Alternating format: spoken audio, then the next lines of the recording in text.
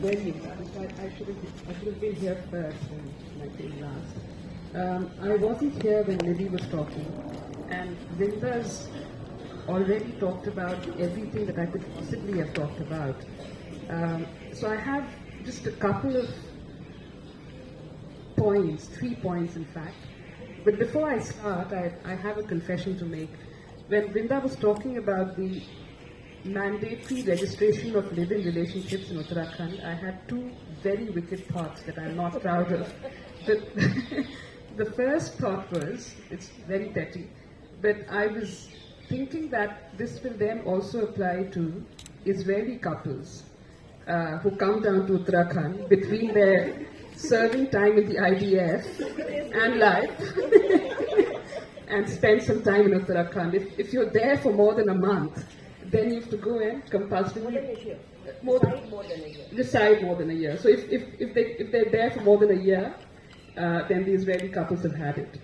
That's the first wicked thought. The second thought is that two people, man and women, I've discovered that they're madly in love with each other and they are in a relationship, and they may go to the registrar, and the registrar can turn around and say to them, "Ki nahi ji, hum nahi mante, jao yahan se." And for the first time then, they realize what it is for homosexual couples. A love that cannot be recognized, that cannot be acknowledged. So anyway, moving on from here. The first point. I was also thinking that the UCC is a normative document. It claims to be reformative. We're bringing in new laws that are reformative, and therefore we are laying down for you what is morally correct, and what is outside of the UCC is not or should not be the norm. It's not good enough. It's not moralistic. And from that perspective, if you look at the UCC, and for instance look at grounds for divorce in this UUUC. One, for instance, is if you've had a sexual dalliance with someone while married to somebody else. So not even adultery strictly, but if you've had an affair, a one-night stand, that is a ground for divorce. If one of the partners chooses to change their religion, for instance, that can be a ground for divorce. I'm not quite sure why, but it is a ground for divorce. Both these grounds are sourced in the Hindu Marriage Act, which is then again Hindu codified law. And other grounds for divorce, like, and Vrinda was talking about them, no-fault divorce or unilateral divorce, talaq, which are features of Muslim marriages and divorce, you will not find in the UUC. So what does that say to you? It says that the Hindu norms, the Hindu codified norms for divorce, is what we want to accept as the Indian norm. But the Muslim norms are not good enough. They've been left out of the UCC. That's just one part of it. Vrinda was also talking about wills. Wills are mentioned in the code, but it's again sourced to the Hindu Codified Act. You can will away anything. The safety latch that is present in Muslim law, where you're not allowed to will everything without the proper consent of your heirs, is missing in the UCC. So again, the point is that it's all sourced from Hindu codified law. The Uniform Civil Code, by default, is very much Hindu. The third thing that I noticed was, even in my family, Muslims generally, cousins marry a lot. Cousins marry each other. Now that's prohibited in the Uniform Civil Code. A lot of marriages in my family, in fact, may be annulled because they are between cousins. Although the code provides for exemptions, you can go and say that, this is my customary practice, and they will exempt you, they will let you marry, but it's still an exception. It's an exemption. That's not the norm. So I thought I'd made a discovery. I was making the argument that this is really Hindu codified law. It's all sourced from the Hindu Marriage Act, the Hindu Succession Act. Until I discovered the Indian Marriage Act. the secular form of marriage and divorce in India. A lot of comrades, when they do get married, marry under the Indian Marriage Act, in fact. And would you believe it, that the Indian Marriage Act is also sourced from the Hindu Marriage Act. The Indian Marriage Act also has exactly the same grounds for divorce that the Hindu Marriage Act does. The Indian Marriage Act, which is our secular law, also has the same prohibited degrees of relationship that the Hindu Marriage Act does. So already in 1954, the default secular law is very much upper caste Hindu. That's your Hindu codified law. And I hadn't realized this until very recently when I read it with more interest, when I compared the Hindu Marriage Act with the Indian Marriage Act with the UCC. So that's the first point. The second point is somewhat unrelated. I was watching this Instagram interview between some influencer and some apparent celebrity. I don't know either of the gentlemen, but neither of them was very bright, I have to say, just from the expression on their faces. But one was asking the other questions, the other was taking a long time to comprehend and then answer them. The first question was, is this a Hindu Rashtra? And he thought about it and he nodded and he said, yes, हाँ है. And then the first man said, क्यों है? And then he prompted him. He said, यहाँ सारे ही हिंदू हैं. So the other man says, हाँ, यहाँ सारे ही हिंदू हैं. So again the first man, the influencer, says to him, मगर यहाँ सारे हिंदू क्यों हैं? So then again he thought about it and he said, इसलिए कि Hinduism is a way of life. तो जो भी उस way of life को follow करता है वो हिंदू है.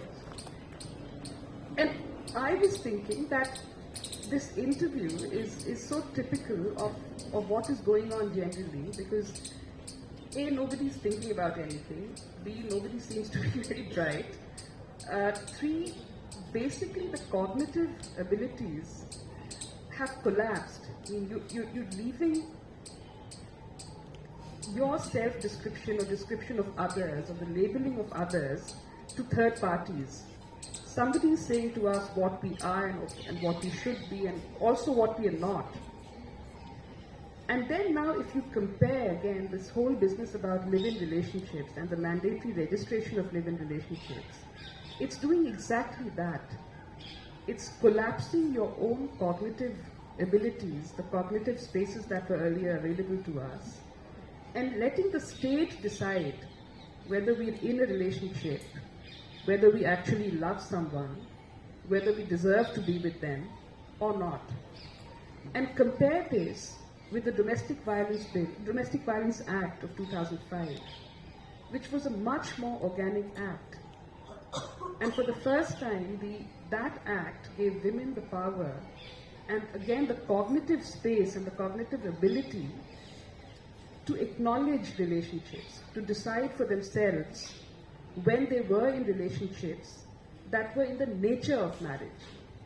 It was for the woman to decide, to realize, to acknowledge, and if she wished, then take the matter to court before the magistrate. This code reverses all of that. This code collapses that space that was given to women by the Domestic Violence Act.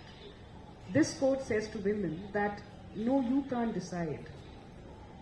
At best, you can make an application, a joint statement before us, and we will inform the police, and we will inform your parents, and then we will conduct an inquiry to which we will call your nosy landlord as a witness. We will call your local pheriwalas as witnesses.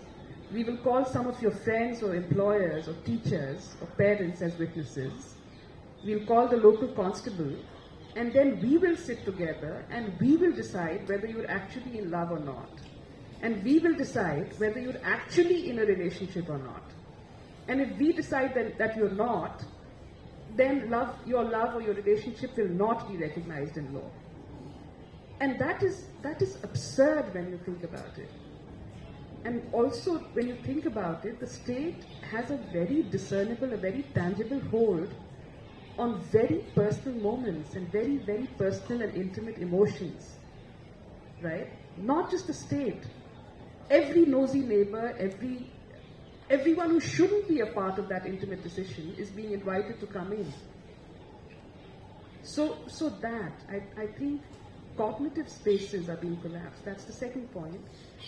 And the third point, which is really a question that I keep asking myself, very often in court, I find that I'm defending things that I normally wouldn't be. For instance, I was against the abolition of triple talaq in court. Or sometimes I'm in court defending halala, and I'm not even sure what halala is, and it sounds scandalous. But when somebody files a PIL and says ban this and ban this and ban that, and bring in uniformity, then I find myself standing with people or groups who I'd normally not associate with, including the All India Muslim Personal Law Board, including the Jamaat, including some very annoying husbands, Muslim husbands. But I find that I'm on the same side, and I question that often, and I ask myself whether this is our Shabano moment, whether I'm on the wrong side of history. Why am I doing this? And I've thought about this very carefully, but I also tell myself that what the state is doing, or what these petitions in court are asking for, when they're asking for a ban on all forms of talaq, or when they're asking for uniformity of personal laws, it is not an organic process. It is not about rights. It is not about autonomy. It's about a rearrangement of power on the ground, where power is in fact being centralized and not democratized. It's about a centralization of power. So I'm opposing it because I'm opposing that centralization of power. I'm opposing hegemony. And I'm wanting democracy. I'm wanting more autonomy for people. Because this kind of demand, this kind of articulation is not born out of any organic process. It's not come from women's groups or from women's movements, which the previous articulations had come from. So this is coming from a position of power.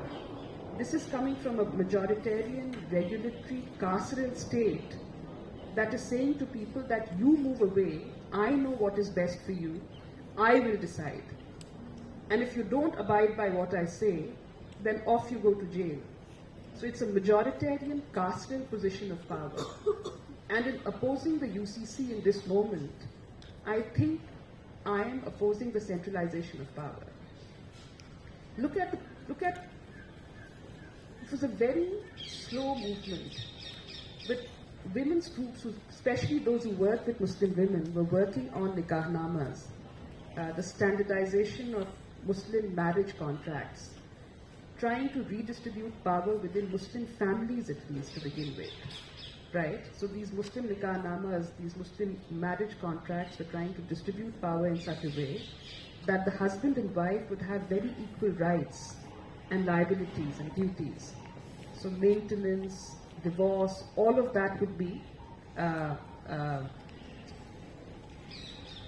what's the word I'm looking, governed by the contract rather than Muslim personal law. But the state-led focus on the scandalous triple talaq, scandalous but numerically very insignificant, has taken away from that movement. Now nobody's talking about nikahnamas, nobody's talking about redistribution of power within the family. We're only talking about now the new law which criminalizes the act of pronouncing triple talaq. So now the Muslim wife is not necessarily equal in rights to the Muslim husband. She doesn't have the same rights in terms of the nikahnama, but what she does have is the power to pick up the phone and send her husband to jail at any point of time by sometimes making false allegations saying that he's pronounced triple talaq. This is useful in a twisted kind of way, in the way that laws are sometimes weaponized, and in the way also that sometimes all of us use laws to level the playing ground, to bring people to the negotiating table. But certainly it's not useful in an equitable way. it has done nothing to actually redistribute power on the ground. So that, I think, I'll end with that. Thank you.